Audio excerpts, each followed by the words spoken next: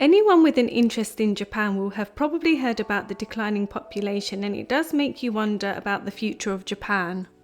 When I was living in the UK, I used to read articles about this and it felt sad, but it's a completely different feeling seeing it all with your own eyes now that I am living in Japan. Although in my everyday life I don't see the effects of the declining population because I have a daughter, so I spend a lot of time in places where there are a lot of children.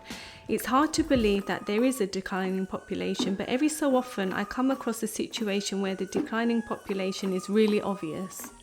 People who live in more secluded areas of Japan, for example in the mountains, although they are having children, when the children grow up they tend to move to cities, which means the communities in the mountains are getting smaller and smaller. In November we went for a walk in Jabami Valley in Fujioka to see the Koyo and decided to go for a walk up the mountain. As we were walking up the mountain I noticed that there weren't any houses around. As we walked towards the top of the mountain, there was a car parked there and there was a lady sitting in her car and eating her lunch. We continued to go on our walk, and as we walked further up the mountain, the atmosphere completely changed. There were many abandoned houses and cars and also a lot of graveyards. I have no idea what this is, but it looked a bit like a pizza oven.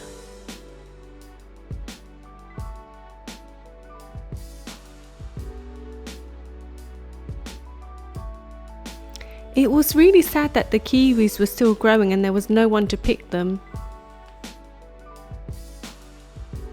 It did start to feel really eerie. When we were walking back down, the lady that was in her car on the way up was waiting there. She did start a conversation and she did ask why we were there. I explained that we were just going for a walk and she said nobody walks that way anymore. She told us that there used to be a community of 30 households there, but they are the only ones left. She has got children, but they have moved to Takasaki, which is a nearby city. I asked her if she felt lonely and she says she does. Up until that point I always thought I would be able to live in a secluded area with no neighbours, but actually seeing what it was like, I don't think I could. At the graveyards there were some offerings that looked like they had been placed there recently. When you see cars abandoned like this, you wonder how long they've been there for and the history of the car.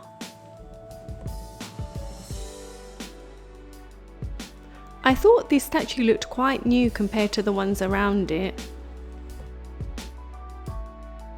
And there were little religious places tucked around here and there.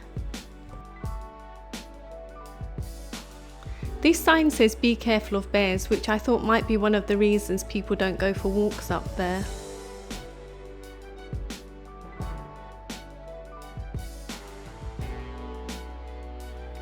There is a little note here which I do believe is thanking the postman for coming all that way to deliver the letters. Seeing what has happened to this area and the fact that there's only one household left does make me wonder what's going to happen in our area. In this cluster here we do have 20 households, but I think it's slowly going down and I'm not sure what things are going to be like in 20 years. The neighbour said maybe the neighbourhood won't even exist. I really don't want to think about it because I really don't think I could live in a neighbourhood like that. It was just really sad. Also, because of the declining population, schools in rural areas of Japan are closing down. This is a school that we visited that had closed down and had been turned into a community centre. It seems like the people in the local area have made scarecrows to show what the school was like when it was full of life. It did feel really eerie and also very sad. You can see what the classrooms would have looked like when it was full of children here. They do seem to have these scarecrow exhibitions dotted around Japan. More recently, we went to a ceremony of another school that was closing down in the Hino area. This is in the same area where they closed down the school with the scarecrows. They were celebrating what the school had done for the community, but it was also very sad to see another school closing down in that area.